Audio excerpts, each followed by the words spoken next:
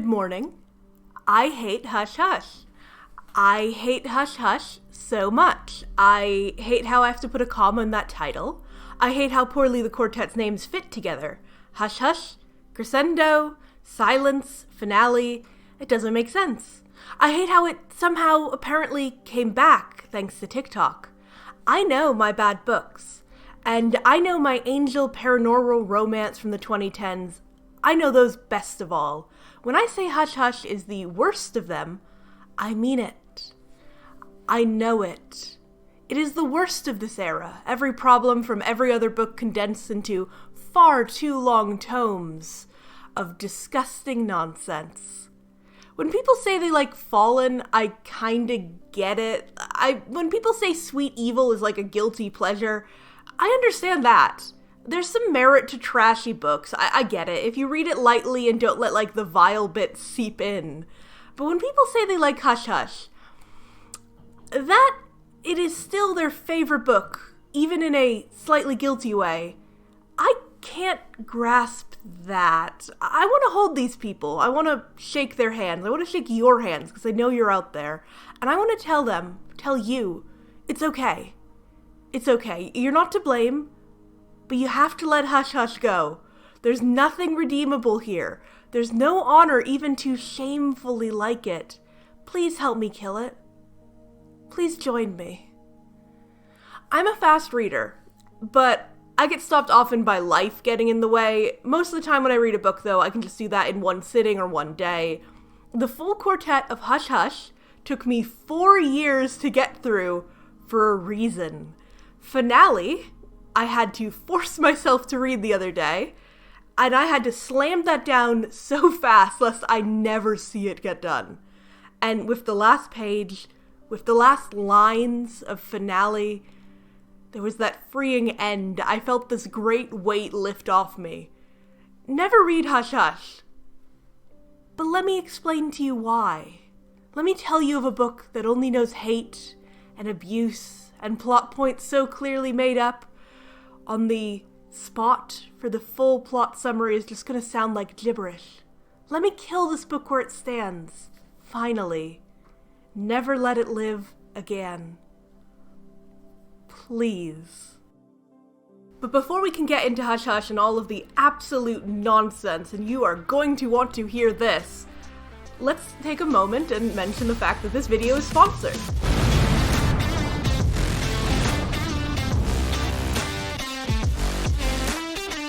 Today's sponsor is Atlas VPN. I've worked with them before and I'm really excited to see them back. Atlas VPN is what's called a virtual private network, if you haven't heard of them. It's these essential tools for online privacy and just online ease. Right now there's actually this super good deal on too. It's $1.99 for a 3-year subscription with a 30-day money-back guarantee. It's this limited time deal, but it's a good deal. Atlas VPN helps you access country-locked content across the internet from Netflix to YouTube. You can just jump to another country, browse around, or just look for your favorite show that might not be available. But it does more than just let you access hundreds of this locked shows. Atlas has built-in anti-malware and anti-tracker protection, which makes your data extra safe no matter what you're doing online. Thanks again to Atlas VPN for sponsoring this. And remember, now is the best time to get a subscription. That's this $1.99 for 3-year deal that's super affordable. Once you buy it, I mean, it's taken care of for 3 years. You don't have to worry about it again. So don't forget, too, that there's that 30-day money-back guarantee, so you can just give it a shot. It's a limited time offer, though, so check out my link below or go to getatlasvpn.com/crowcaller right now. Let's get back to it, then. Hey, so you know paranormal romance books? Because Hush Hush is just one of those. Nora, an ordinary, not too popular, but like nice enough girl in theory, is paired with mysterious new student Patch, who antagonizes her constantly and appears to be stalking her. Strange things happen of paranormal variety, and about 80% in, we finally learn any information about what's happening.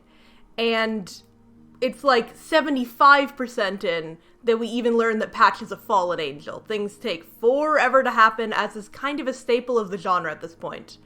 This book is incredibly dull when you parse it properly. We're going to cover the full series, but Hush Hush especially, as so many, for some reason, books of this time are. The first book is very boring. A bunch of nonsense happens, but none of it leads anywhere. While Patch harasses, often sexually, Nora until she decides that she loves him. Side characters-wise, we have Elliot, who is refreshingly nice until he's declared evil. His pal Jules, who says nothing and keeps disappearing suspiciously. There's also V, who is Nora's generic sassy best friend. Marcie, the standard bully cheerleader. Debria, the guidance counselor who secretly Patch's murderous ex-girlfriend. And Rickson, Patch's only friend. A lot of these are reoccurring characters, but it's worth saying right now that Hush Hush is just incapable of delivering any sort of solid storyline. It relies only on these fake-out twists and nonsense like chapter cliffhangers, and it sort of just uses its characters like little dolls that it's just pushing in and out to change their motivation at any given time. Normally, I skip most side characters when I'm introducing a book's plot like this because a lot of them don't impact the story at all. In Hush Hush case, like, all of the characters I've named are going to come back in later books. But, I mean, I wouldn't stress out about trying to memorize who they are and what they're up to, because they're all interchangeable. So, Nora doesn't like Patch, but she does find him, like, really hot. Okay, Patch, on the other hand, he just sucks so much. Oh boy, he's extremely creepy and gross all of the time, even when he supposedly is, like, softened and grown to love Nora. Patch humiliates Nora multiple times during biology class, and when Nora complains to the teacher says, "No, you can't change seats, Patch is actually talking." So Nora's comfort and safety is completely dismissed because Patch is apparently so shy he never speaks. He is, again, completely just harassing her. Like, he makes so many sexual comments to Nora, who is constantly uncomfortable with them. Like, several times in front of class, he'll just be talking about how she's secretly attracted to him and all the obvious signs of that. Patch is also obviously stalking Nora. He's always appearing where she is and then putting the blame on her for following him. Yeah, he does also love to lie to her, and he's not going to change that behavior anytime soon. So, Patch also likes to touch Nora quite often in weird, non-consensual ways, such as taking off her lip gloss with a finger and saying she looks better without it. Yeah, I'm gonna read that scene in a second. It's horrible. His behavior doesn't improve, by the way, over the too long quartet, really, but Nora just simply seems worn down by his behavior. Let me just read you a real sample of exactly how this book goes, okay? And their entire dynamic summed up, okay? This is Nora talking first. "Hang on, did you just call me Angel?" I asked. "If I did." "I don't like it." He grinned. "It stays, Angel." He leaned across the table, raised his hand to my face, and brushed his thumb across one corner of my mouth. I pulled away, too late. He rubbed the lip gloss between his thumb and forefinger. "You'd look better without it." I tried to remember what we'd been talking about, but not nearly as hard as I tried to appear unmoved by his touch. He's just the creepiest, worst guy. If he wasn't hot, then suddenly we wouldn't be having anybody forgive him. But because he's written constantly as like, oh, he's so hot, then I guess this is now romantic and attractive. It's so creepy. I hate this man so much. Around Patch, Nora keeps hallucinating disasters, solely because it allows the author to end most chapters on a cliffhanger that then is immediately de-escalated. While quirky best friend like V tries to get Nora to date the nice Elliot, Patch jealously swoops in and arranges it so he gets to drive Nora home, and he winds up kissing her. She continues this sort of love-hate dynamic with him, but it's that very vapid YA idea of love and hate. Like, he's obviously the worst, and she just sometimes is paralyzed by lust and feelings anyway. Meanwhile, apparently Elliot is like a suspect in the murder. Don't worry about it, because he's extremely unimportant, and I probably won't even mention him again. Who knows? Patch takes Nora to this seedy motel after his car breaks down while driving one night. And honestly, I fully believe that he arranged this to happen. It's framed like it's an accident on both their parts, but like, I don't trust Patch. I think that, like, this man is a predator. There, at the seedy motel, Nora sees that Patch has these huge V-like scars on his back, and she just sort of touches it. Something which transports her into his past memories. Patch takes Nora to a seedy motel after his car breaks down while driving one night. Honestly, I fully believe that he arranged for this to happen. Like, this man is a predator. There, Nora sees that he has this huge V-like scar on his back, and she touches it. Something which transports her into his past memories. He confronts her about it, and we learn he's a fallen angel, and those are his wing scars. And inexplicably, wing scars come with past life memory projection. Like, I love my angels. I love my angels. And I don't care when angels get unexpected lore ideas. I think you should have fun with these things. But I think I draw the line at this one. It's just stupid. The lore is in general stupid, and it will get worse. It will get so much worse. I'm talking black magic Gatorade blood worse. That's just the real plot point that we're gonna get to. So, here is where, near the very end of a very boring book, we get lore. And it's perhaps the worst world building I've seen in my entire life by the sheer weight of confusing nonsense. So, lore time. Ooh. Patch came here to kill Nora. This is because... Okay, we need to step back immediately. Fallen angels have been exiled to Earth, where they can't die. They also can't feel any physical sensations, good or bad. The children of fallen angels are called Nephilim, and they are also immortal. They are all male, though later book lore undoes this. Nephilim are marked by special birthmarks, their whole bloodlines are, have supernatural strength, speed, they're all super tall and hot, they can make fake illusions at people, they also can have telepathy and mental group talking. This is first generation Nephilim though, second gen are regular. But if two first generation Nephilim have a child, that child will be sickly and die young. This is gonna come back way later, okay? So, there is this Jewish month called Cheshvan.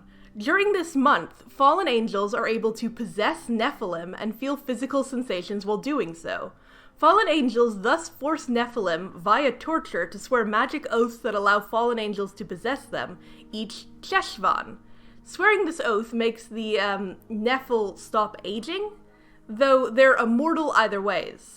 The oath must be sworn for a fallen angel to gain yearly possession rights, though later book lore also undoes this.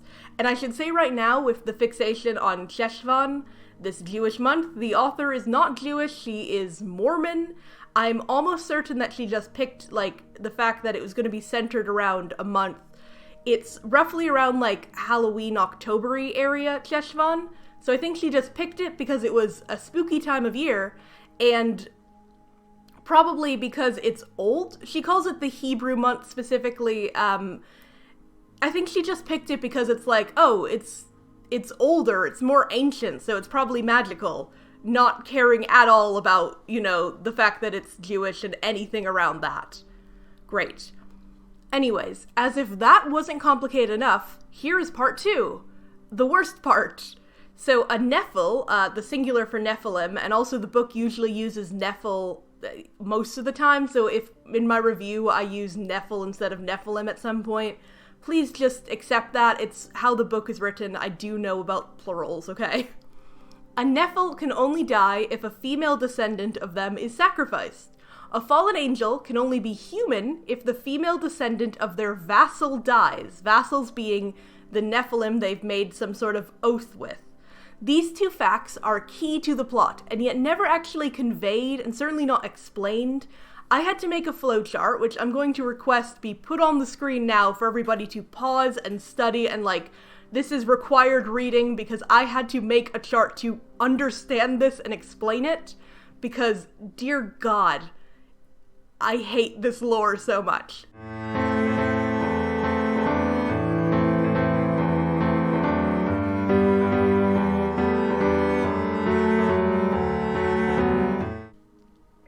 So, a Nephil can only die if a female descendant of theirs is sacrificed. A fallen angel can only be human if a female descendant of their vassal dies. The sacrifice isn't some special ritual, it simply has to be an intentional sacrifice with the end result in mind. Still, that's extremely vague. Nephilim have been having sex for thousands of years, as have fallen angels, because they're immortal. They must have a ridiculous amount of vassal descendants. Nora isn't a first-generation Nephil herself, her dad being a Nephil. So, how far away does the fallen angel vassal link have to be? And how do you define sacrifice if it isn't a formal sacrificial ritual?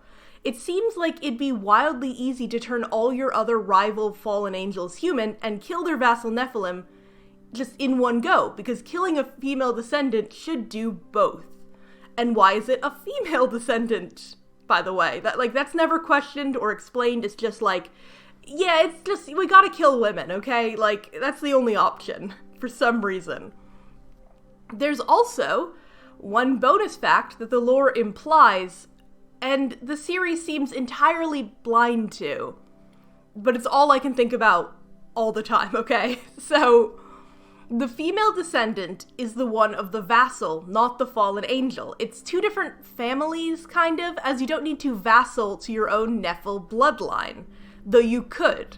However, fallen angels, they possess their Nephil vassals yearly, so the descendant of a vassal could easily have been conceived while the fallen angel was possessing, a move that would make a child of that Nephil then the pseudo-child of one of the fallen.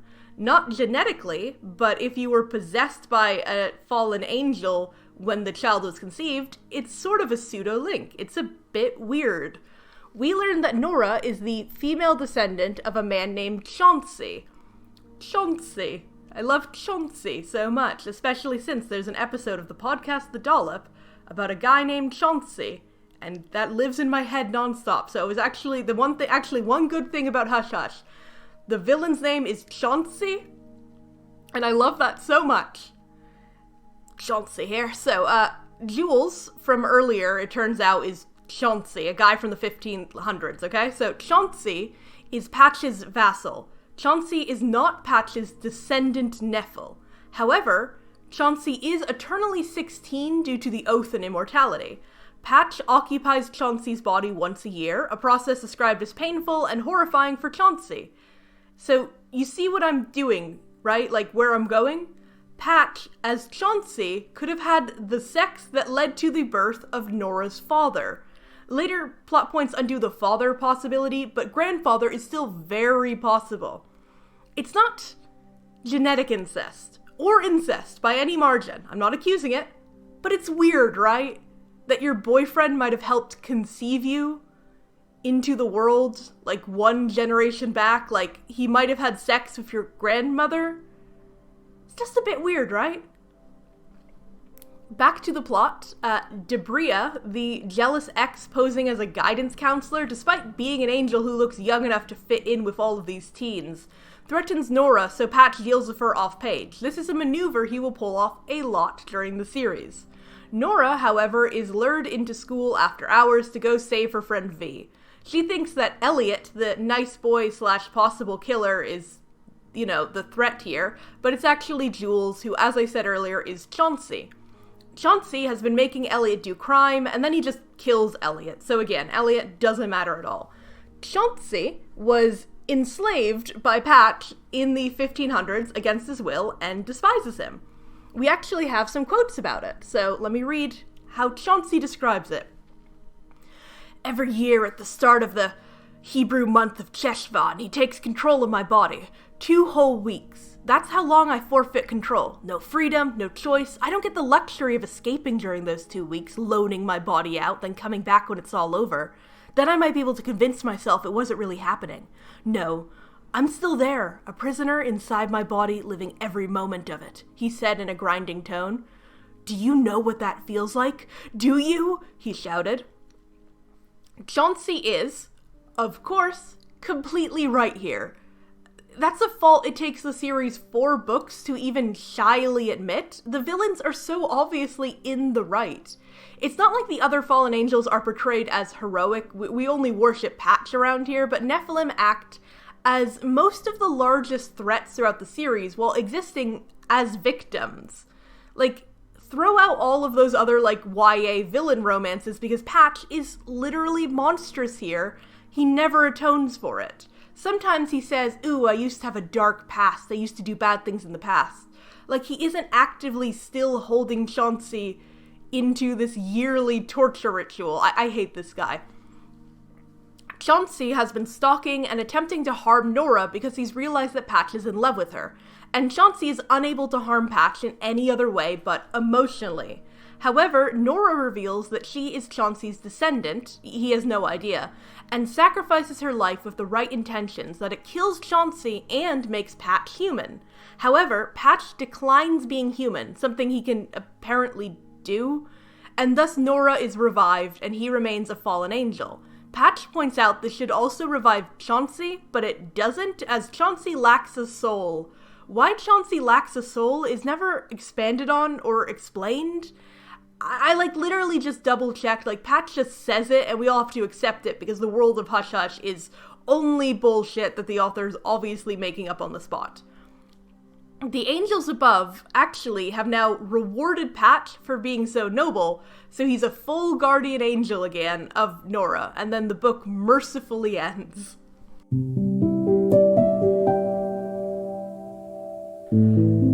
Man, Hush Hush sucks. Basically, though, Patch is an entitled sexual predator who doesn't have the balls to kill a high school girl, so he falls in love with her and is rewarded for his behavior by getting back into heaven. Sweet. It's really hard to talk about this book because it's actually very boring. This is a redrafted review since I first read it in 2019, about 4 years ago, and there wasn't actually that much to add to my pretty short summary at the time. It's impossible to add more detail when the majority of this, again, just tome of a book, these books are so long, involves, going on trips to places and then, cringeworthy teen dialogue. That's pretty much all of it. On the sides, though, it hides what I think might be the worst aspect. It's not a competition, but worse than the stalking abuse that I guess we've just become numb to, I want to talk about Marcie and V. So V is our sassy supporting character. She's been relegated to that comedic relief in that quirky way every book at the time did it.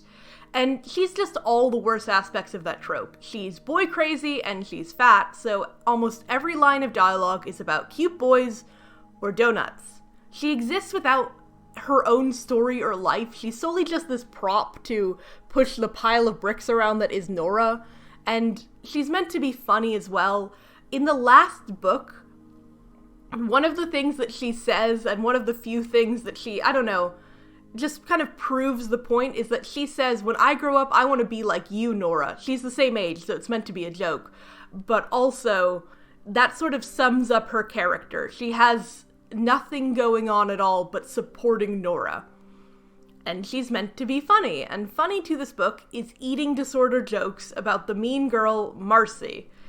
The book finds this hilarious, so it is a staple of the series. Jokes about anorexia and bulimia and Marcie's weight, with a good addition of body and slut-shaming. Marcie is atrociously written, of course, because she's written to be. Not even serving as this interesting version of the trope of the mean girl cheerleader. But the things that our leads say about her and to her are just outrageous, so let's go and read some bad quotes, everyone. Her strawberry blonde hair was combed into low pigtails, and like always, her skin was concealed under a half bottle of foundation. There was 3/4 of an inch between the hem of her skirt and the start of her underwear, if she was wearing any. Hi, supersize, Marcie said to V. Hi, freak show, V said back. So that's a taste of exactly how, honestly, all of the book reads. And then here's another section. You've got food stuck in your teeth, V told Marcie. In the crack between your 2 front teeth. Looks like chocolate X-Lax. Marcie licked her teeth and slid off the table. As she sashayed off, V stuck her finger in her mouth and made gagging gestures behind Marcie's back. There's a lot more, and more to come in later books. Marcie is actually a character to watch. She's slated to join, believe it or not, my very exclusive club of girls tortured heartlessly by their own narrative. But she's never treated any better, even when she is going to become the most complicated and best character in Hush Hush inexplicably, okay? Yeah, she's, big spoiler, she's gonna join the likes of Missy and Yolotli, and ooh, yeah, it's gonna be a whole thing. So, do I need to explain, by the way, why I find all of this really distasteful? Like, why I hate this? Why the way that one character is joked about is reason solely enough to condemn Hush Hush as, like, the worst YA book of its kind? There's so much other really bad things because I hate Hush Hush. But just this by itself, I think, should be enough. It's why I eye people who defend it even as a trashy read. It just only knows how to punch, and punch down it does. Like, eating disorders are a mental illness, and they're one of many that society still thinks is acceptable to laugh at. Like, if you're laughing at an ill person, you're the asshole? Like, I don't know how you as a reader can justify the amount of hatred and cliche about two skinny popular girl cheerleaders who vomit and use laxatives all the time and sleep with everyone. It's never once funny, it's only angry. You have not been hurt by these fictional people. And like Patch, the narrative only rewards the hate. Like, the narrative thinks that it's on our side. The narrative assumes that we are like Nora, this blank slate who's into bad boys and is too nice to ever be thought of as hot, even though she's attracted to everyone. Like, the narrative thinks that we want this, and I don't know how you can tolerate being that kind of person the narrative would like, you know? Book 2 slog is a thing in YA trilogies. So few of them seem actually plotted as trilogies, yet the convention was introduced and then it just stuck.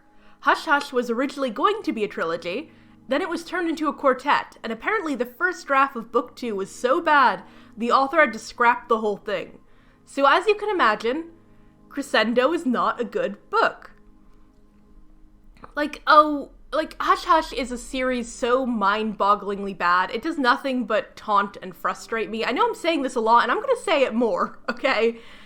There's barely even humor to be found in the poor writing and the horrendous world-building plot and characters. It's just the slop you have to wade through for 400 pages. And I can tell it to you now, and that's me having to cut through so much fat, okay? This book features pointless breakups, never-seen new antagonists, more confusing angel lore, the world's longest series of semi-breakups and reunions over the course of non-stop, short-lived teen parties, even worse girl hate, slut-shaming, and so much more wonderful content. Nora and Patch have been dating 2 months, and she loves him. That's sort of the start of the story, and if there was any story to this book, it's probably their relationship. Nora starts the book in love with Patch, but he acts standoffish when she gives him her father's ring and says that she loves him. He's not really saying it back. She's decided that she's going to give up all of her dreams and her life and focus only on being with Patch. She's confident that her life is meaningless without him. Girl, you've been dating 2 months, and you only just got over hating him and thinking that he was potentially a stalker and murderer. And by the way, he is a stalker, and you do know that. We're just rolling past that now, okay. Patch tells Nora the archangels are watching him, and if he shows any sign of falling in love, he'll get sent to hell forever. This book continues very much the theme of off-page action that's used to explain everything that happens. We never see these archangels the entire series. We never see hell. A lot of the story of the series, though, revolves around both anyway. Patch also tells her this via his psychic mind powers, something which is very useful yet very rarely used. Nora then breaks up with Patch over this whole situation. Following this, Patch begins immediately to hang out with and date Marcie Miller, our stereotypical cheerleader who Nora despises for being a mean girl and for being sexually promiscuous, oh no. Nora wanders around during summer break at a series of parties and keeps bumping into both Patch and Marcie. The former is cold, yet occasionally prone to deliver monologues about how he just wishes he could be with Nora, and Marcie's just a one-dimensional mean girl. There's a cycle here for a while. Nora and V go to a party. Patch is there. Nora is upset he's there with Marcie. Patch confronts Nora alone, and they almost get back together, but then Nora runs away. This kind of happened in book 1 as well. It's just a cycle. Poor V is just constantly being left at parties because Nora is taken by Patch or runs home from Patch in a depth of emotions. There's also, like, some small actual plot happening between this, but very little. Nora keeps having visions of her dead dad. She also gets an envelope which says, "The Black Hand killed her father." Rickson, who is Patch's weirdly Irish fallen angel friend, starts dating V. A childhood friend named Scott moves back into town, but appears psychologically unhinged. Isn't that good? Nora is saving up money to buy a car. Nora's mom is having an affair. All of those, I guess, count as plot points, which do come together in a way by the end, but the vast majority of the book really is Nora flip-flopping about Patch. She always lands on the "I love him forever and he's wonderful and I could never be without him," yet also shuns him away and fails to get back with him until the very end. They run around making out in shared dreams, and at one point he beats Scott bloody for kissing Nora, but the story demands they not be together, so they aren't. It's annoyingly trite and drawn out, and seemingly for no reason at all. One notable part is when Nora thinks Patch was the one who killed her father, yet still pines over him and decides she loves him anyways. Patch's excuse of "the archangels will send me to hell" seems off, considering how often he just breaks the rules and they just don't notice. They can't pick up Patch using his telepathic powers, or entering Nora's dreams, or evidently even hear the several times he talks out loud about things that should count as breaking the rules. The rules being, I guess, falling in love with Nora, which is very poorly defined if that's actually banned or not. The climax of the plot involves a lot of people explaining things to Nora, who, as per typical, has leapt to the wrong conclusions or missed the obvious at every turn. She's honestly the dumbest protagonist I've seen in a very long time. It turns out Rickson was the one who killed Nora's father and plans to kill Nora too as a way to achieve a human body. Complex rule nonsense reminder, I'm gonna do this a lot. A fallen angel is immortal. A fallen angel's half-human spawn is a Nephilim, who is also immortal. A fallen angel can force any Nephilim, once they're 16, to become a vassal that the fallen angel can possess every Cheshvan in order to feel physical sensations which they're denied in their fallen angel bodies. The only way to kill a Nephilim is to sacrifice a female descendant of theirs. The only way for a fallen angel to become permanently human is to sacrifice a female descendant of their vassal's bloodline. Make sense? Not really? Anyways, Nora comes from Chauncey's bloodline, who is Patch's vessel, but it turns out her father is actually not her father, but Marcie's father, a Nephilim called Hank. Hank is Rickson's vassal, so by sacrificing Nora, Rickson becomes human. Yes, this does mean that Nora is in the vassal bloodline for both Patch and Rickson at once, and confusingly also implies Nora dying in book 1 should have killed Hank, not Chauncey, and also could have made both Patch and Rickson human at the same time if she'd known and been thinking about it. Considering Patch and Rickson are originally friends, you'd imagine if this lore had been decided book 1, it makes sense for them to plan Nora as their vassal bloodline crossover to become human at the same time. Like, 2 birds, 1 stone with Nora, except the author didn't decide that until book 2 quite clearly. So that's Rickson's plan, though he goes through like a lot of nonsense for it. For one, he tricks her into believing the Black Hand was responsible when really the Black Hand is Hank, Nora's blood dad, and not related to any of this Rickson wants a body stuff. There's a lot of lying and trickery, such as like pretending to be her dad's ghost for no reason. There are plenty of times and ways that he could have gotten Nora alone to kill her. The sacrifice doesn't have to be ritualistic, it just has to be murder of the right person while thinking the right thing. Rickson is actually alone with Nora several times and does not quickly kill her for his human body he apparently wants. Rickson's evil plan is also flawed because it's just a repeat of Patch's from the first book, but evil now. Everything in this book, though, is about Patch and every character as well. Like, Patch is so beloved and desired by Nora despite anything he's done or could have done. It's, just this horrible, droning repetition of the same ideas. like, when Rix has his evil reveal of, like, he killed Nora's dad and now plans to kill Nora, Nora realizes Rixon was jealous of Patch, apparently, and just wanted to be like him. Because in a flashback, she saw he was wearing Patch's baseball cap. This posits that, yes, one reason Rixon is evil is because he's insanely jealous over how perfect Patch is. Up to the reveal that he's evil, Patch has been one far more, like, likable, helpful, like a normal guy. Suddenly, though, he's evil, and of course the one reason he wants to kill Nora is because he's so insanely jealous about how wonderful and perfect Patch is. Like, everybody should be, because Patch is the best person ever, is how the book kind of just does it. So, another example of Patch being glorified needlessly is how easily his actions, like, towards Scott are just forgiven. Scott appears to be kind of weird, but he's also painted as a love interest to Nora at some points. He seems more like a normal, kind of goofy guy compared to Patch's intensity, though later he just snaps and then later he just unsnaps. While Patch and Nora are broken up, Patch is dating Marcie, and Scott and Nora kiss at a party. Nora rather impulsively is just doing so to make Patch jealous, and isn't 100% on, like, having sex, which Scott seems to want to do.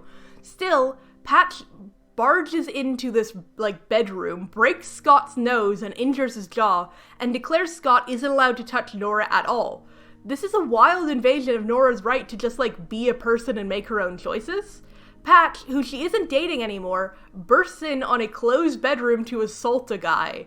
He's controlling her life while refusing to be in it, yet nothing about this is seen as particularly wrong. He's actually then justified when we see Scott, like, mentally snap and try to attack Nora later in the book, and then unsnap because he just remains in the story. It's just, he's forgiven for all of his horrible actions all of the time, and it just really makes me so upset. So, Crescendo is, by the way, a pain, but, you know, the worst is still yet to come, because this is Hush Hush, and existence is a nightmare. Before I move on, though, and sort of move to book 3, let's just have a quick atrocious quotes corner. Our favorite, you know, reoccurring category, okay? Let's just talk some atrocious quotes, okay? Marcie's skirts were 2 sizes too small and 5 inches too short. She had the shape of a popsicle stick. Turn her sideways and she practically disappeared. I'd once heard a rumor that Marcie propped a tennis racket in her window when she was open to payment for certain services, but I wasn't going to think about that. This is Nora speaking and then V. You don't have $1,000 I could borrow? I don't have 5 you can borrow. My piggy bank is officially anorexic. Here's another beautiful quote. He told me every night at 10 sharp, Marcie undresses with the lights on. Sometimes when he and his friends are bored, they drive over to watch the show. He said Marcie never rushes, and by the time she finishes, he has a cramp in his neck from staring up. He also said there was this one time that cuts off. And lastly, let's just pour one out for the author writing a typical slut-shaming outfit description, but including a little treat for us modern readers, okay? Her, Marcie's, body looked poured into a little black scrap of fabric that was short enough to show off her black lace thigh-highs and a garter belt. Tall, over-the-knee boots and a black fedora complemented the look.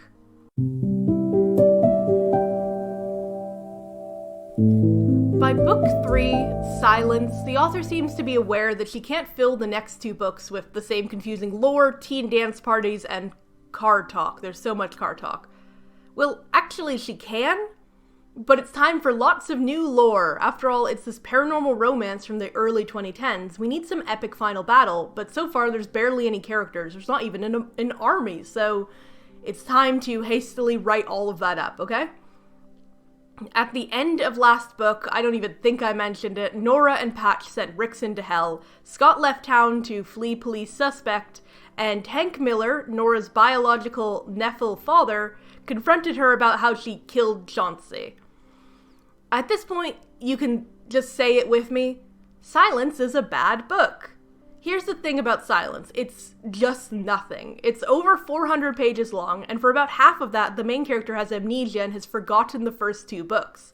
The writing is repetitive, the eating disorders and slut-shaming continues, and the love interest is still a creep. Half the action is still resolved off-screen. It's about the same as before. It's just such a slump that would have better suited to be like a quarter of a book, or even a few chapters. Silence is a pointless endeavor in the Twilight-led compulsion to have a quartet. It's heartless and charmless. There's not even really funny jokes to be made, except there is sudden bear shape-shifting. But we're gonna get to that, okay? Let's just get into this plot summary, okay? How had I, a straight-laced, straight-A student, ever crossed paths with him? What could we possibly have in common? He was so abominable, and the most alluring, tortured soul I'd ever met.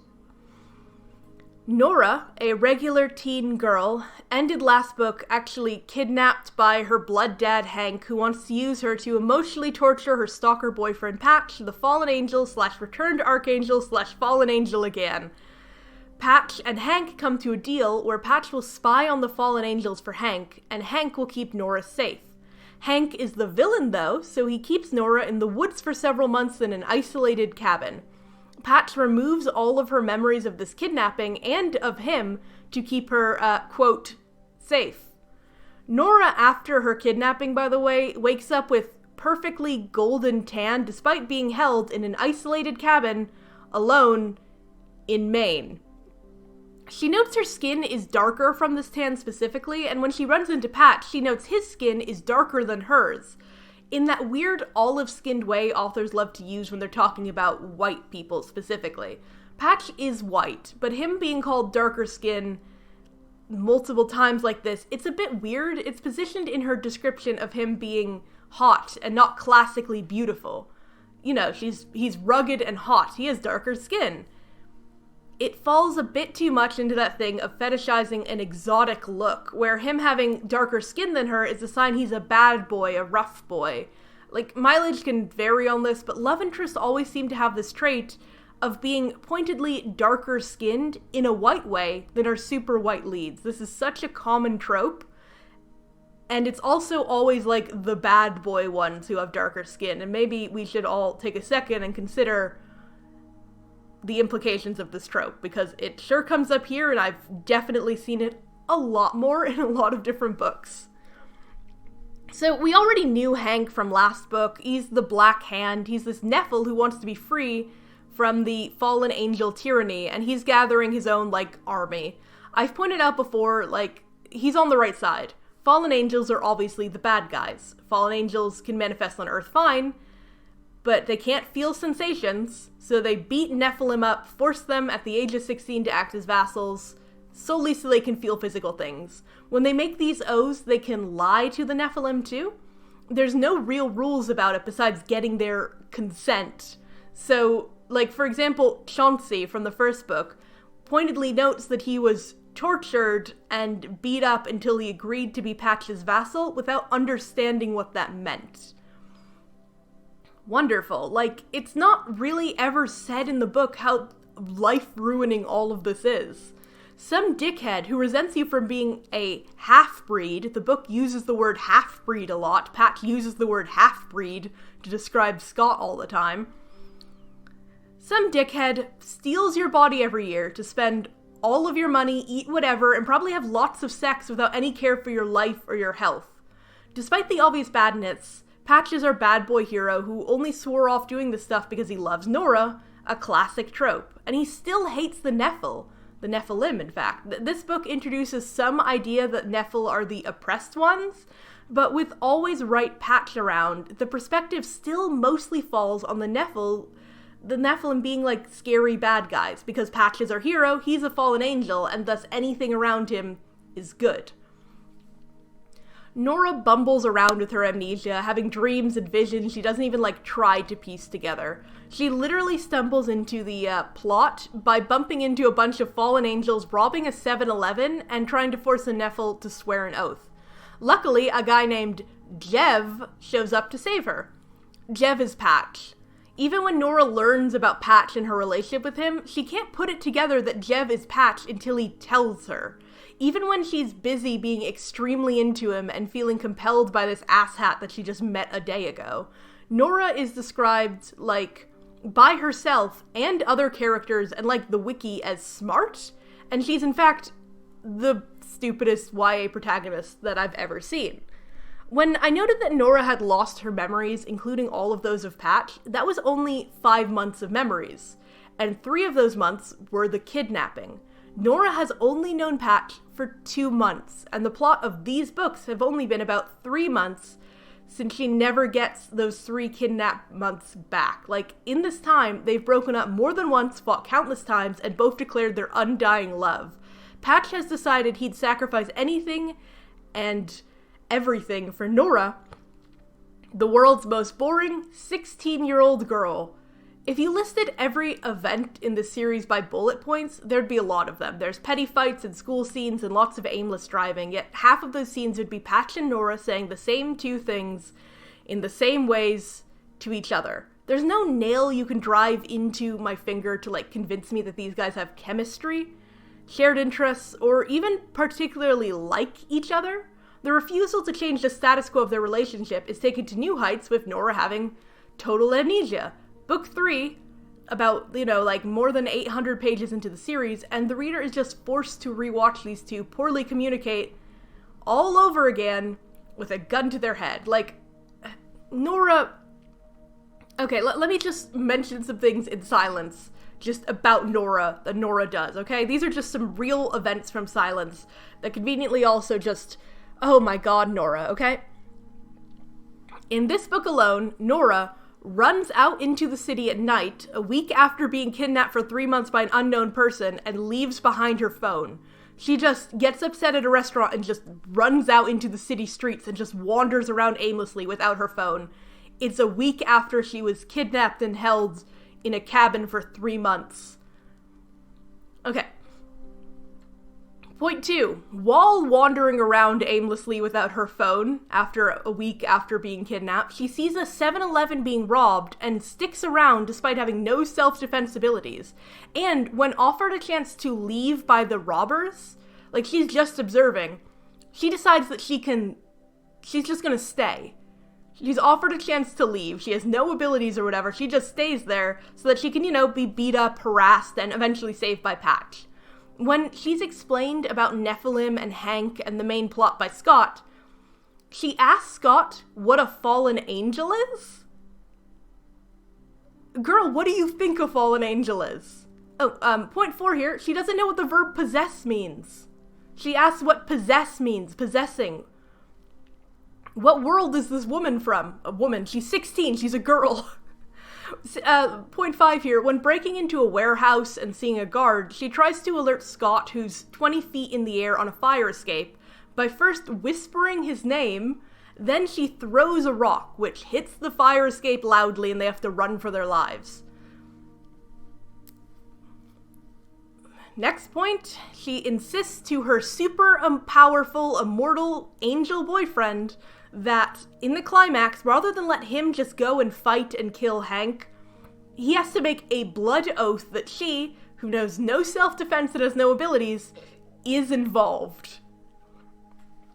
Okay, I'm gonna read a quote too, okay? I'm gonna read a quote. This is a quote from what I said. Okay, this is Nora speaking. Back up. Who are the fallen angels? A gang? That's what it sounded like. I was increasingly doubtful Hank Miller was the last person in Coldwater who'd lower himself to associate gangs. What do you mean, possesses? Nora is the rare, I want to pull my hair out protagonist. Like, the first section of the novel is post-kidnapping, and her mother tells her that she started dating Hank. Nora's mother is dating Hank Miller.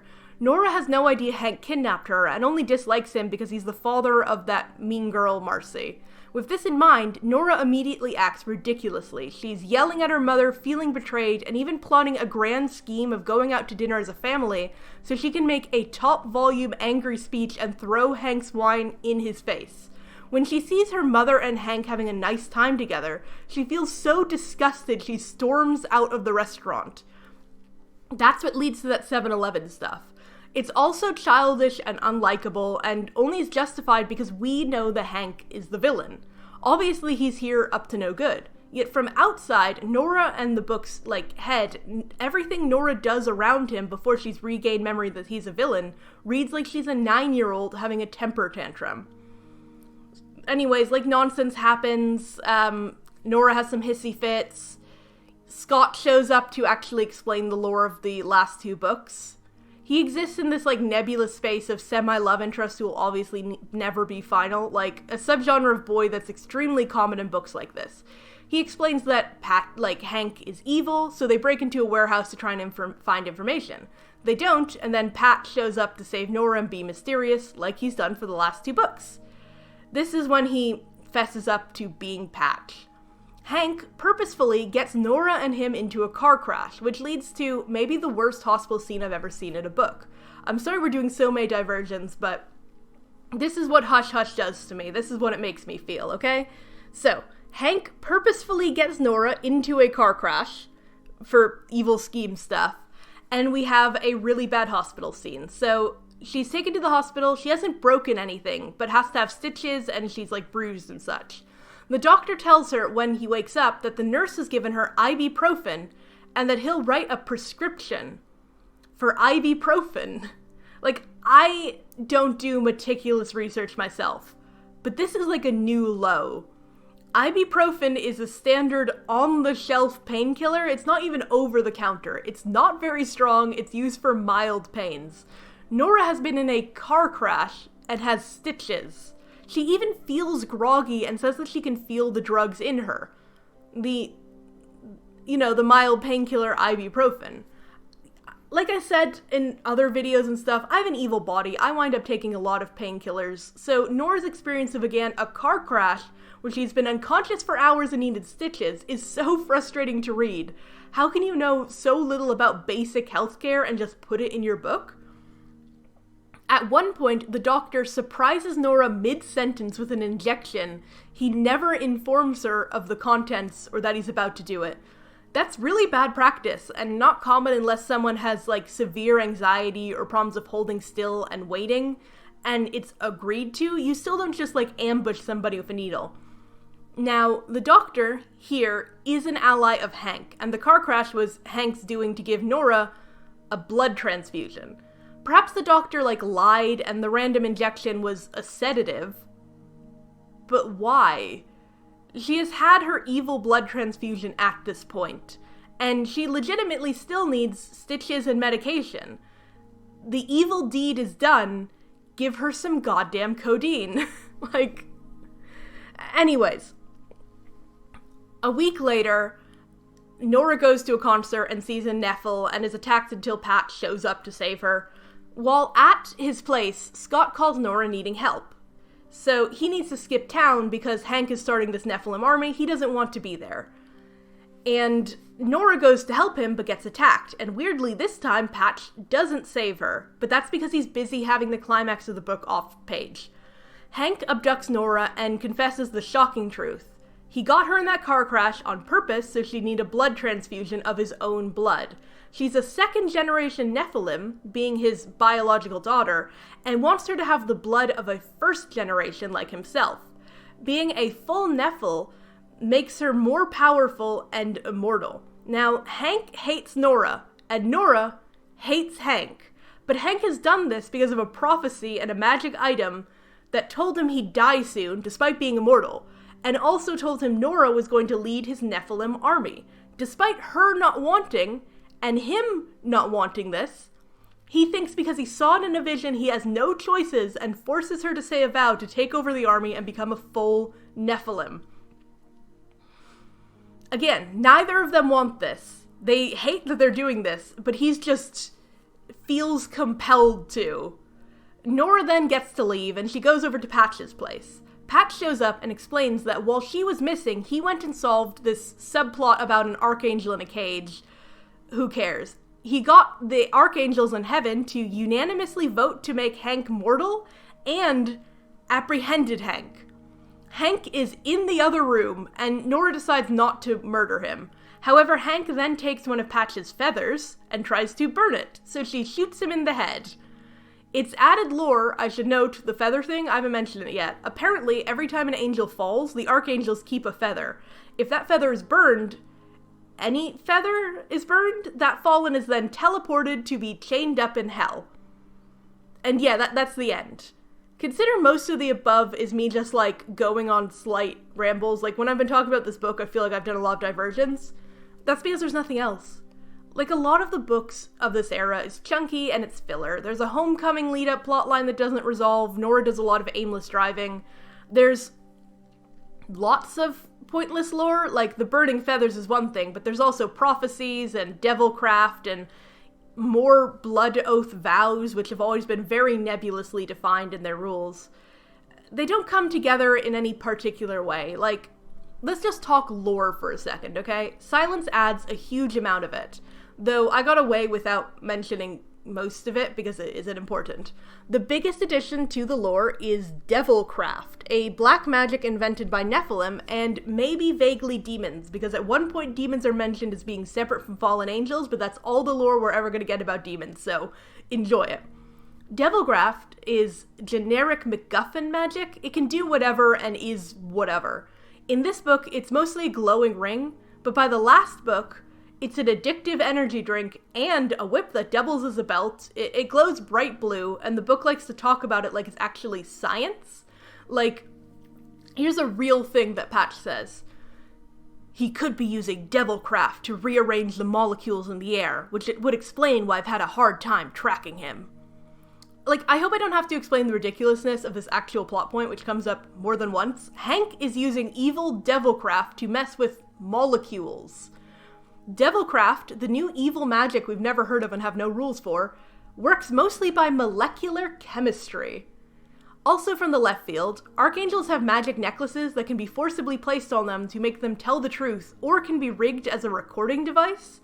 I've barely mentioned the fact Hank has an archangel in a cage this entire book, but can you blame me because it just provides nothing besides useless lore that will never be addressed? Like, here, let me just read this, okay? If Hank puts my necklace on the Archangel, she'll have no choice but to tell him the truth. She'll give him pure, unadulterated knowledge, and freely, but the necklace will also record the encounter, imprinting it forever. All of that is just nonsense that's never going to come back again. It's not going to be in the next book. It's not important. It doesn't even make any sense, because that is how this book works. I'm mostly just talking to you about the plot, but let's just take another aside here. Why not? Here we are. Let's have some asides. Silence is the return to the status quo of a series that only is status quo. And I think, though, it's very easy to know why and track what happened with this series. Like, Hush Hush takes place in an empty world, and each book the author is hastily putting up shoddy facades and trying to ensure just everything's okay. The main cast is all deeply connected, and it is tiny. There are less than 10 notable characters in this universe, and not that many extras beyond. Everywhere any character goes, they're haunted by another from their small world. There's no coincidences when you're the only real people in a small town in Maine. It's this lonely world, and around it the author is just adding new things. It's very much season 10 of a TV show. New elements never forewarned have to crop up, or else the series won't hit quota. You'll never be able to convince me at book 1 of Hush Hush the author knew what would happen in book 3, or book 2. New elements of weird magic and world lore have to be added, or else there's nothing else in the story. There's just nothing worth staying for. The book clumsily needs to fix plot holes it's introduced just haphazardly. It's very hard to explain any of the lore, but that's all we have. For example, in book 2, as we remember, Patch takes Rickson to hell after they defeat him. Cool, I guess, but this book introduces the notion that you can burn a fallen angel's feather to instantly take them to hell, and that Patch has had Rickson's feather on him this whole time, and done nothing with it. When Rickson was running around being a villain, Patch did nothing, even though he had a feather that would have instantly teleported him to hell. He even says in book 3 that he burned Rickson's feather in front of him once they got to hell to rub it in. But why not do it earlier? Why do fallen angels have their feathers cataloged in the first place rather than just burning them all? Fallen angels are hated, and they're doing nothing but trouble, so why do the angels leave them on Earth to mess with humans and also just make lots of Nephilim? One of the weirdest plot holes that's hastily covered up is really hard to explain, but I've been repeating a lot of lore each time I do a book summary because I find Hush Hush to be so difficult to comprehend. I think it's important. So, if you'll recall, Chauncey is the main villain in book 1. He's Patch's vassal. He attacked Nora to emotionally torture Patch. Nora then kills herself so Chauncey will die. Since she's of his bloodline, this will also make Patch human. In book 2, though, we learn Hank is Nora's dad and a full-blooded Nephilim. This means her death should have killed him, instead, or also. First, of course, for there to be 2 full-blooded Nephilim in one family, some real fallen angel-like malarkey has to have happened. And second, this book tries to hide this plot hole by addressing it sloppily. Obviously, the author didn't plan the Hank reveal ahead, so in this book, Patch speculates that Hank should have died as the closest Nephil in Nora's line, but the angels intervened because they had some sort of deal or interest in Hank. It's never really expanded on or anyway, but just a fun fact that the author is very much doing a wizard did it kind of excuse for bad writing. She's just like, the archangels willed it, and so it be.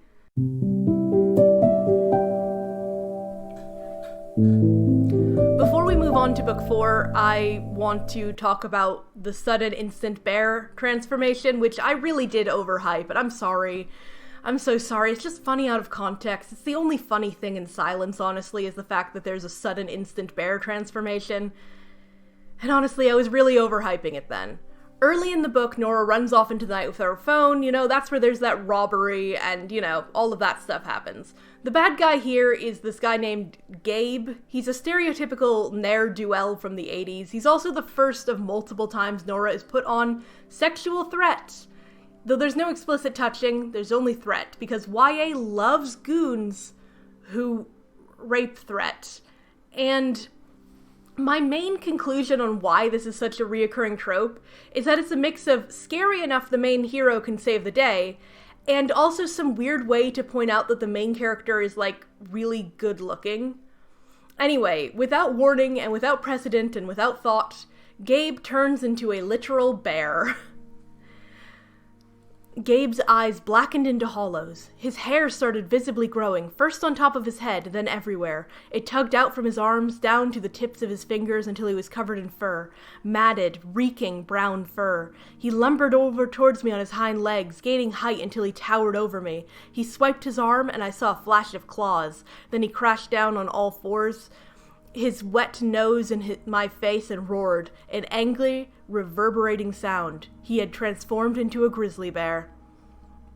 Bears are, great. I love bears so much. But later we learn he just mind-tricked her into thinking he turned to a bear.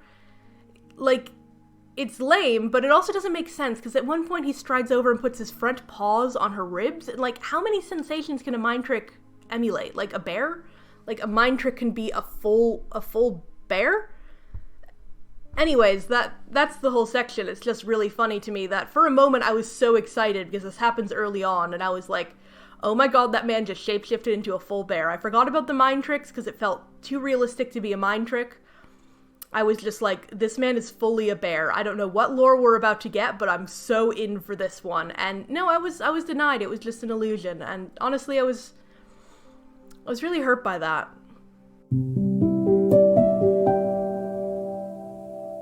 I feel like I've totally lost my mind. I think I've been recording for more than 2 hours at this point. We're finally on book 4. I hope that this review has been enjoyable because, again, I feel like I've been talking complete nonsense and repeating myself nonstop, and I don't even know. This is the world of it. But once I finish talking about it, I'll finally be free of this series and never have to talk about it again. So I just gotta power through. Let's talk about book 4. Oh my god. Okay, at the end of the 3rd book, Nora was forcibly given leadership over the Nephilim army via blood oath and magical blood transfusion by her secret evil father Hank, the Black Hand. This book starts with a prologue where we see this Nephilim army for the first time, including a mass of black, robe-wearing hooded figures who form a mysterious upper council. The Nephilim seem to worship Hank, perhaps because he seemingly left pretty much everyone in town mildly, mentally controlled to like him. The Nephilim don't like that this random Nora girl is now in charge of them, but they accept it as Hank's will and swear her in. There's talks of branding her, as they do to all of their members, but Nora's childhood friend Scott talks them into instead abducting and branding a random fallen angel off the street, off-screen instead. How convenient. This prologue immediately stumbles into a problem it will never solve, which is the goddamn army. This Nephilim army is in theory what the book is about. If Nora ever stops being in charge of it, she dies because of a blood oath she swore to a dead man. The rules of this oath are never explained and don't make much sense, much like every other aspect of this book and series. You know, it's not considered. This is true of, devilcraft, of prophecies, burning feathers, of the literal gates of hell. Like, not 1 second of thought has gone into these rules, and the main purpose of any plot point is to seem dramatic, but be easily beaten when the time is right. That's why it isn't much of a surprise when I say that the Nephilim army never comes back, really. It isn't important in the slightest. These black robe figures have a net zero impact. The leader, a woman always called Lisa Martin, is absolutely no one and nothing, despite being the immortal head honcho under Nora, of a Nephilim army. Nora does not meet with or speak to any of them over the course of a very long book, and they just sort of return for the climactic final battle because it's a paranormal romance book. It has to end in a climactic final battle. The plot is as empty and repetitive as books before it. There's so much driving in Hush Hush, and so much about the cars that do it. Not in the way that somebody interested in cars might talk about cars, more in the way that a very boring author might ceaselessly describe the mundane processes of owning and driving a car. Nora meets a new boy, Dante, and it shakes out in the exact same way every new character in this series has literally ever done, especially new boys. Pretty much every book there's a new boy. Dante is suspicious, and he's hiding 6 plot twists inside him from the start. He's a man, so he's deeply in love with Nora. He's new, so he has to be evil. There are so many forgettable characters in the series, and they all play off by the exact same arcs. Dante is a Nephil, basically second in command to Nora now. Nora was born a second-generation Nephil, her grandfather being a fallen angel, which makes her smaller and weaker than a true Nephil. She got that magical blood transfusion that made her equal to a true Nephil, but she still has a weaker body and must train to gain super speed and strength, which she does easily. Like, this book covers about a month, and it's notable, like, all of the series at this point has been maybe a year length total?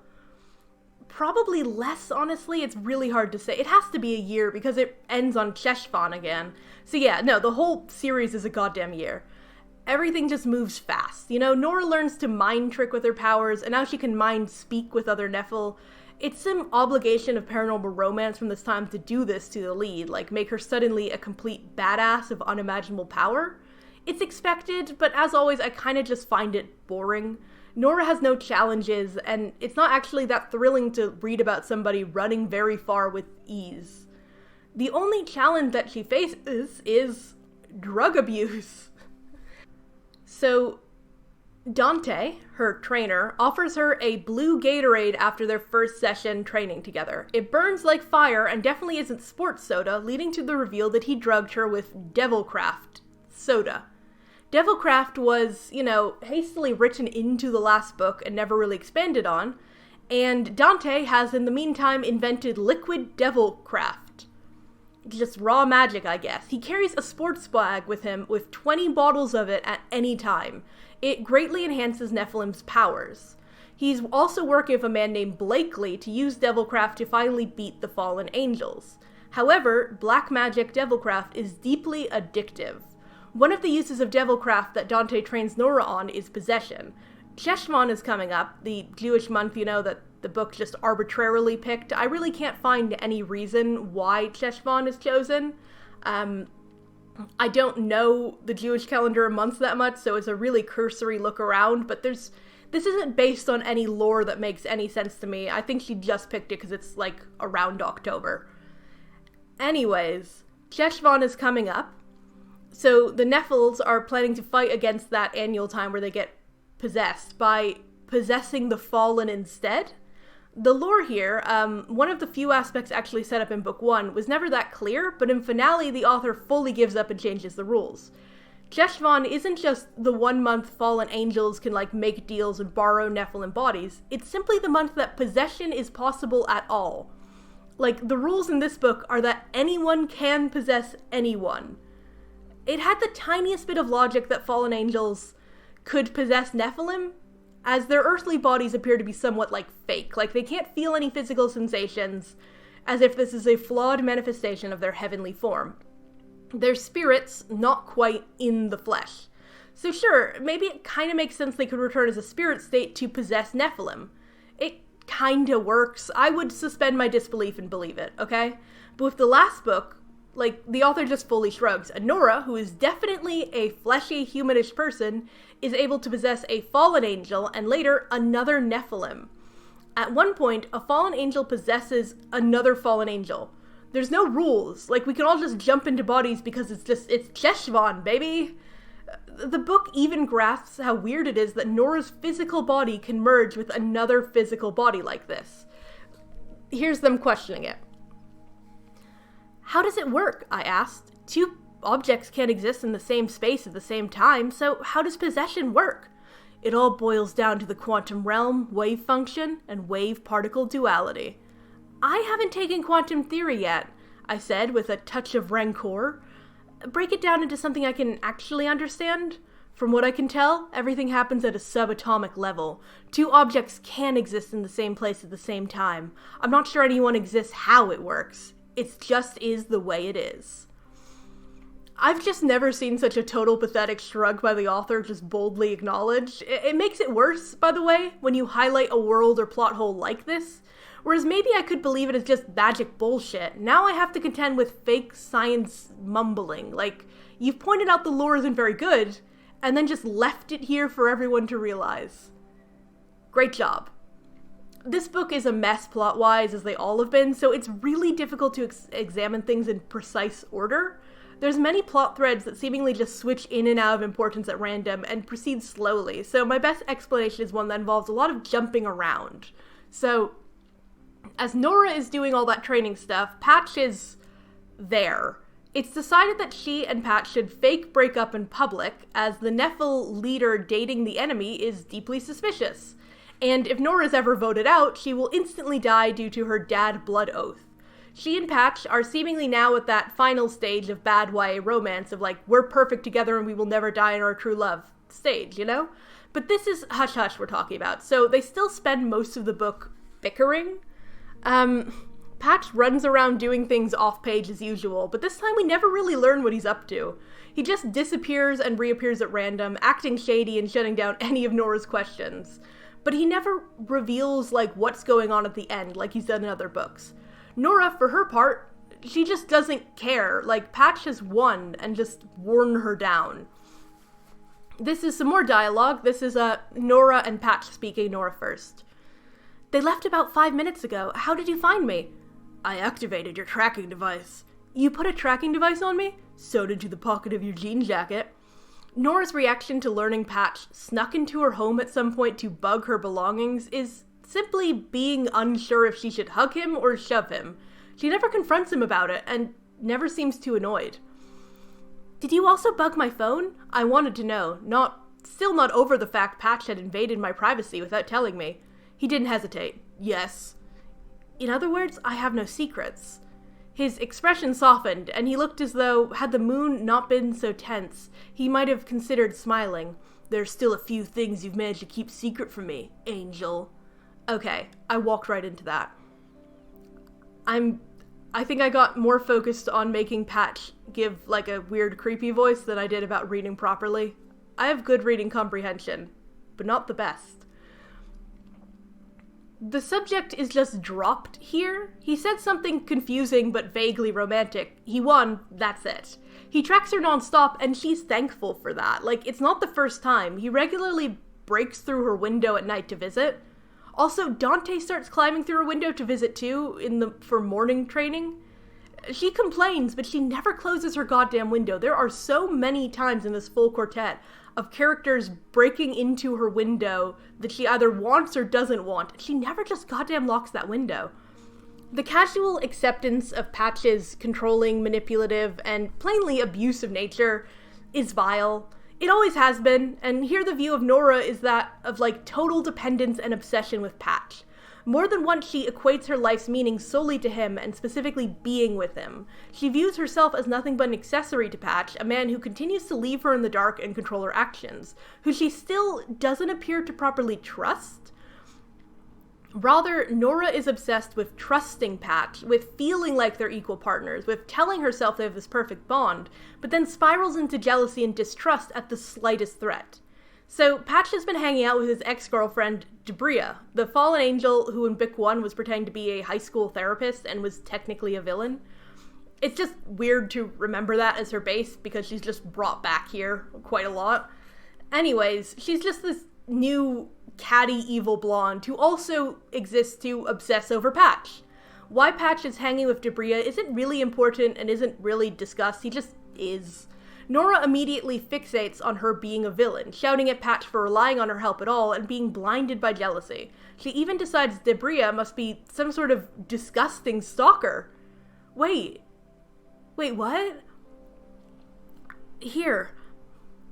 I didn't know if I was angrier Debria had been telling the truth, or that she was clearly following Patch, since in the area was hard to pull off when you considered my street was 1 mile long, ours was the only house on it, and it dead-ended into the woods. She probably had a tracking device on him. When he called her, she'd probably been parked 100 feet back, clutching a pair of binoculars. There's no sense of irony about this. The obvious double standard is just accepted by Nora and the plot. That, like, Debria is probably so obsessed with Patch she'd do something so ridiculous as stalk him, while Patch's stalking is very much real and very much applauded by the plot, being like the main thing that saves Nora's life time and time again. I mean, this is the book like that it is, so Nora is of course proven right. Debria is actually trying to get back with Patch, and Debria is a bad guy, though not the kind that Nora assumes. This is just how books like this work. There could be no one else around the main couple, especially not women. On the male side, we have Scott. Scott is this very bizarre character. I haven't talked about him that much because he just flip-flops around to fit whatever role is required to him. And he's just he was introduced to be a love interest like Clash, and then he was left to just flop around. And in this book, he opens the prologue stating he only views Nora as a sister, and it's a deeply platonic thing, despite all of the romantic and sexual attraction that they've had for the last 2 books. Since it's the last book in the series, though, we just can't risk there being any doubt about the true OTP. It's the same with Dante, who's positioned as a new love triangle.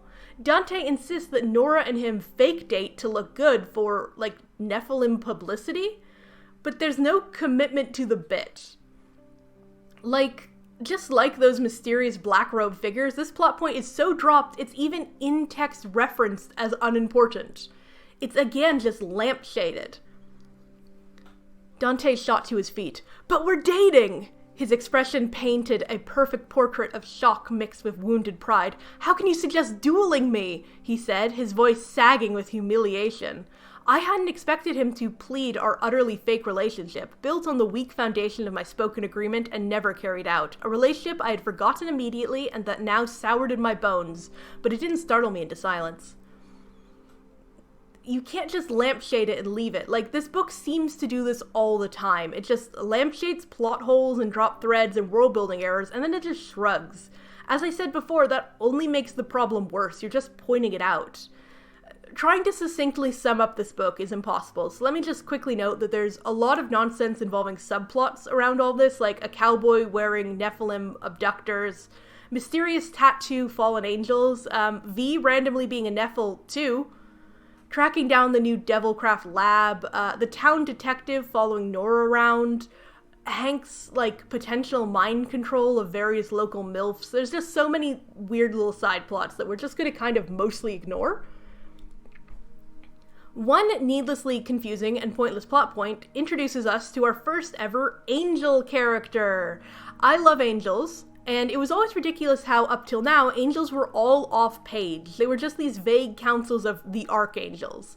It's not any better here, really, but now we have an actual angel appearing. His name is Pepper, and Pepper is described as an ugly, pathetic man who moonlights on Earth gambling while still serving as an archangel. He's trying to contact Patch about someone blackmailing him, and keeps trying to contact Patch with violence and kidnapping. It turns out he really does want to talk. He's very sincere. He wants Patch's help. He's not a threat at all. So why his first approach appeared to be kidnapping and armed goons is a bit unclear.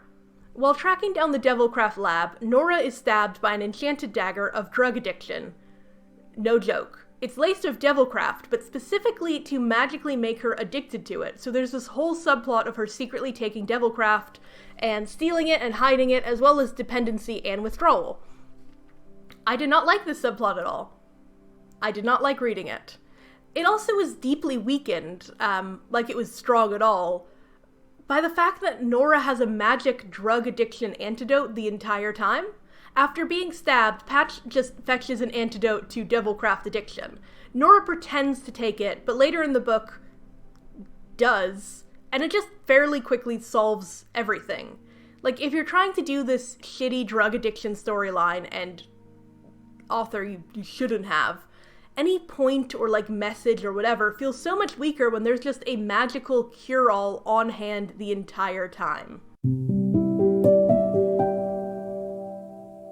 Meanwhile, and hopefully our last meanwhile of introducing new plot threads, Marcie. Oh boy. Okay, so Marcie is our stereotypical mean girl, bitch, popular cheerleader, and she's officially joining my club of women done dirty by the YA narrative they're trapped in. She's a very shallow character, but she has a few odd moments of humanity. She's Nora's half-sister, also Hank's daughter, and in exploring that storyline last book, there was just a couple moments where she was more than a gag about eating disorders. You got a slight image that she was actually really lonely, that her life of privilege was actually suffocating, that she was even more lost than Nora in her sudden identity as non-human. Finale expands on all of that. Marcie moves in with Nora. She insists on it, and it's weird, but she does, and her mother moves away, still lost in grief over Hank's death. Like, Marcie's mother full-on abandons her in this book after her father died. She tries multiple times to be nice to Nora, and is nice to Nora. She's still bitchy, but you can actually see that she's a person for a moment. Multiple times she talks about doing something with Nora's mother, and Nora accuses her of using mind trick magic. To which Marcie snaps back that Nora seems unable to realize that Marcie and Nora's mother have bonded. They just get along. Nora is only hostile to Marcie, even in the moments that she realizes Marcie isn't necessarily evil. But Marcie, for her part, seems only to be trying. She's hanging out with Nora's mom while Nora blows her mom off to be with Patch. She's arranging Halloween parties and getting very into hosting and making sure everyone has fun. She's honest and frank and has very rough edges, but she buys Nora clothes and tries to talk about their shared weird trauma of learning that they're not people, but inhuman. Marcie has even left the cheerleading team, though she still practices privately in her room. Marcie sleeps in a big t-shirt and old sweats. Like, she's human after all, even though keenly she's learned that she isn't. Marcie is made more sympathetic, and she is sympathetic, like, at last. Finally. Except, we're reading Hush Hush, remember? Like, the worst of them? So Marcie is not allowed to be a person, even when she seems to be fighting the narrative to be one. I'm gonna read this dialogue. This is Nora talking first. "Where's your cheerleading costume? Don't you have cheer tonight?" I asked. "It's a uniform, not a costume, and I quit." "You quit the team?" "I quit the squad." Wow. "I have bigger things to worry about. Everything else kind of pales in comparison to finding out you're..." She glanced around uneasily. "Nephilim." Quite unexpectedly, I felt a strange sense of kinship with Marcie. The moment quickly dissolved when I ran down the list of various ways Marcie had made my life miserable in the past year alone. We might both be Nephilim, but any similarities ended there, and I'd be smart to remember that. Yeah, so Nora and Marcie are different, in that I actually care about the latter. Nora is blind to the idea of redemption, except outside of her beloved Patch. Debria has been bad and is a threat, so she will always be bad, and she will go to hell at the end of the book to suffer forever. Good riddance. Marcie has been bad and is a threat, so she will always be bad, and she will die unmourned. Good riddance. Like so many of the side women in these books I read, like Missy, like Yolatli, Marcie dies at the end of the book. We saw this coming because it was actually introduced last book as some sort of sick plot twist. The child of an angel and a human is a Nephil and a powerful immortal. The child of a Nephil and a human is strong and special. The child of two Nephil, like Marcie, is a frail and weak being who will rarely live to 20. It seems like such a horrifically cruel thing to add, like some sort of sick joke on the idea of the popular blonde girl must suffer. She was a bitch, so she has no powers. She must suffer. She has to die alone. And we will all clap, because why would we have empathy for a bitch? This is V talking. Your mom told me Marcie died a couple months ago. She lived longer than anyone expected. A rotten apple to the end? My mother went to her funeral, 5 people total, including Marcie's mom. V shrugged, unsympathetic. Karma alive and well. Just as horrendous is the fact that Marcie is a villain this book. In the climax, she appears briefly, randomly, suddenly. She does this evil act and she disappears from the narrative, confirmed to be worthy of death after all. Her role as a twist villain is just that. It's a twist. It doesn't make sense. It isn't informed by anything. It doesn't matter. It's just some insurance that we shouldn't have cared about her at all. And it's okay she's gonna die any day now from her sickly body. We don't need to care. It's karma when she does. And on retrospect, it's similarly truly upsetting that Marcie was given a terminal disease as a twist last book. She's described as bone-thin and often the subject of eating disorder jokes. After all, it turns out that those jokes were not targeted at a skinny girl, but a dying one who probably had no ability to maintain a healthy weight. Our heroes have been laughing this whole time at someone with a terminal illness. Hooray! Man, I hate this book. Nora is stuck in a weird, vague place as usual. She has to lead the Nephil army or else she dies via blood oath, but she also promised the Archangel she'd stop the fallen angels from being too unruly, and also she wants to be with her fallen angel boyfriend. The solution to all of this is that there is none. Instead, we learn Dante is a traitor. He's actually working with the fallen angels, knowing that Nephilim can never win the war. Also, he has a secret second mastermind plot involving turning against them, too. It's confusing, don't worry about it. Nora and Patch threaten Pepper to steal every fallen angel ever for them, as well as a magic knife that could kill a Nephilim. They then arrange to duel Dante. The plan is to, before the duel even happens, reveal Nora owns all these feathers and force every fallen to swear an oath to no longer possess any Nephil, thus solving the conflict peacefully, via a bit of coercion. Pepper is bad at his job, and someone, tails him after he does somehow successfully pull the heaven heist of the century. So Pepper just dumps all the feathers at Patch's apartment and flees. Marcie is the one who turns out to be tailing him, and as Nora stumbles onto the scene to get the feathers, she sees Marcie has lit all of the feathers on fire. Marcie says that basically Dante has told her it was her right to lead the Nephil, not Nora, and that is her motivation. Does Marcie want to lead them? No, not really. She's vaguely angry that Nora killed Hank, her dad, I guess. She runs away as Nora is distracted by the feathers, and we don't see her again, with her death just confirmed in the epilogue, as I've said. When a fallen angel feather burns, it condemns them to be chained in hell for all eternity, and this feather pile contains Patch's feather. As they all burn up, Nora deeply wounds herself, catching fire as his skin pulls off, desperately searching for his black feather in a pile of ash. She has to be saved by Scott, and never does find it. Patch is now in hell with every other fallen.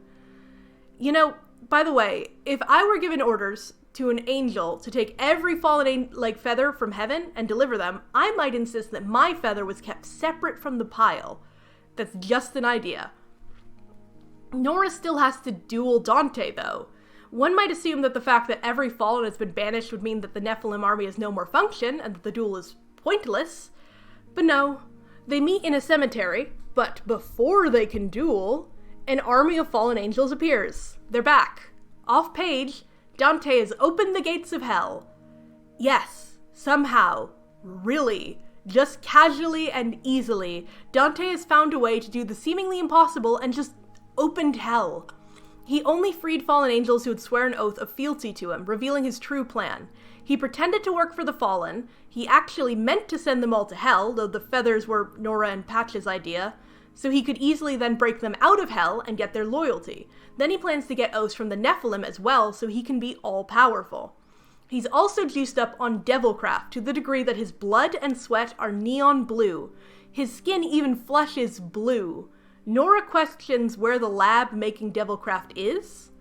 And by the way, as I'm talking about this, anyone here ever read Belinda Blinked? Ever heard the podcast about Belinda Blinked?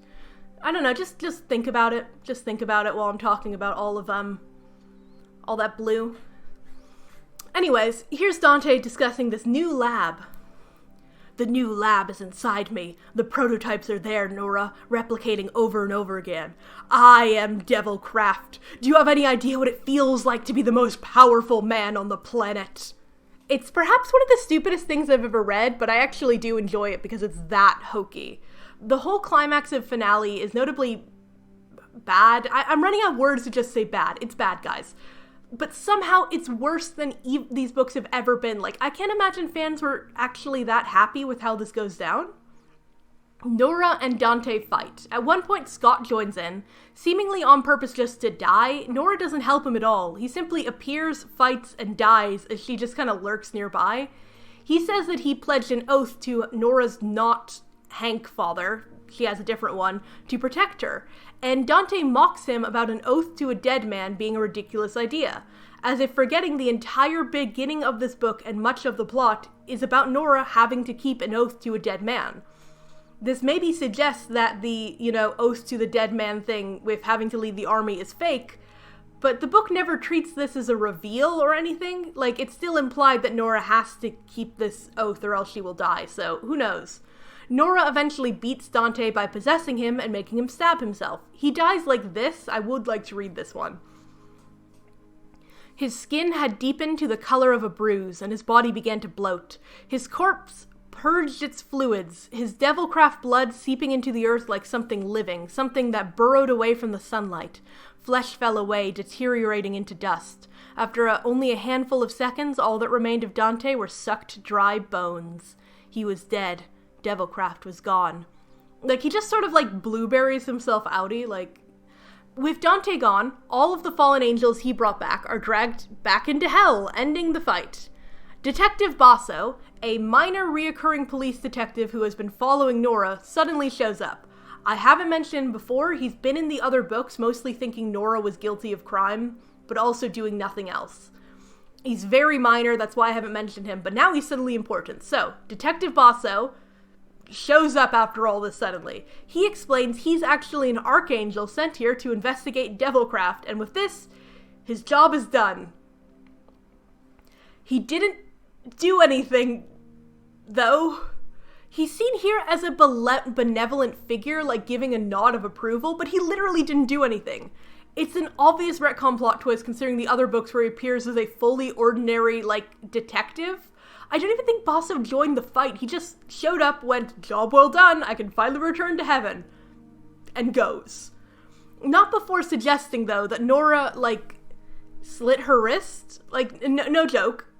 He tells her to cut horizontally across a birthmark that she apparently, has, birthmarks that mark Nephilim, which is a plot point I'd forgotten about by this point. I was just like, what do you mean her special birthmark? She has a birthmark, whatever. And he's like, you should slit your wrist over that birthmark. And then he leaves. He doesn't tell her why or when or anything. He's just like, you should do that.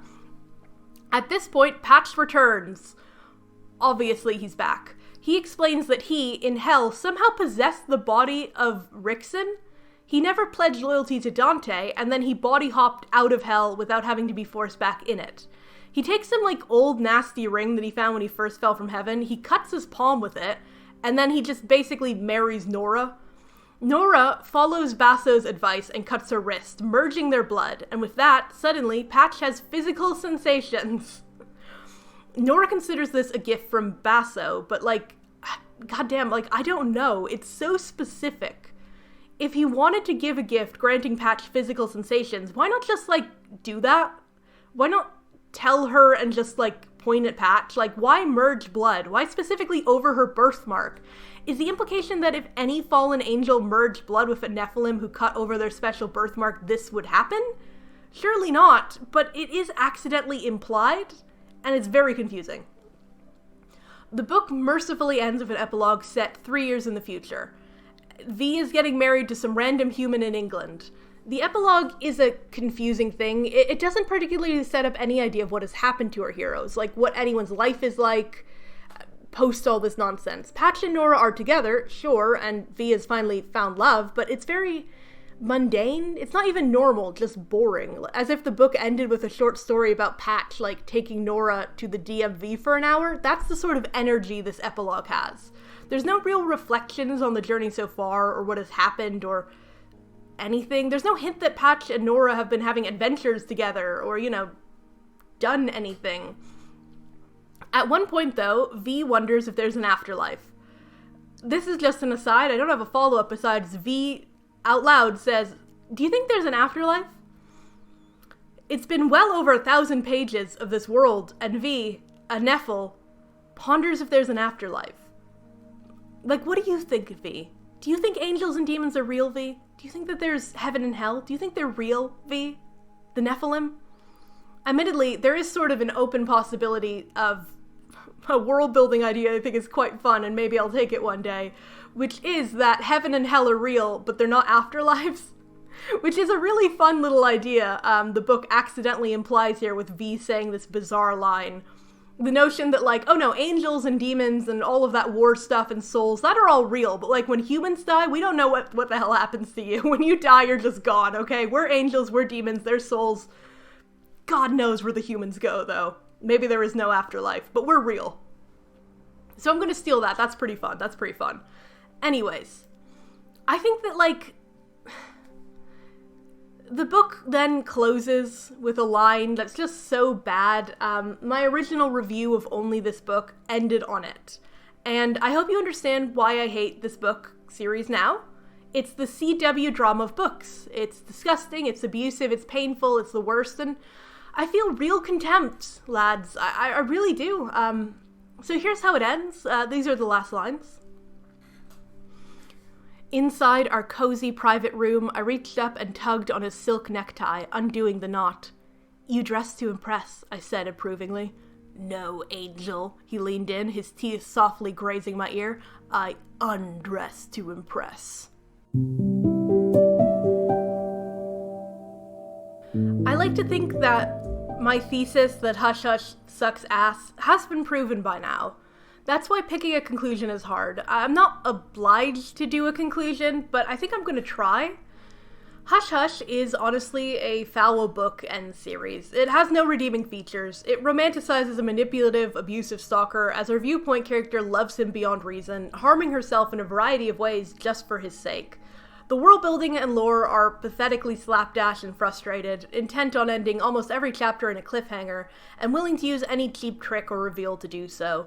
The side characters only exist to prop up our leads, used differently in each book, but never for more than a few, trickles of manufactured drama. Beyond it being a very poor story with bad characters, world, lore, dialogue, and prose, it's also gross. It's vehemently hateful of the popular girl it tortures and kills. It just kills her and expects us to clap. There's no excuse for Hush Hush. It's not fun to read. It's not that funny to mock. Afterwards, I can kind of present it to you in this hopefully entertaining way, but the actual reality of the series is the doldrums of the worst teen drama 12 seasons in. I don't understand how people can still defend and love it.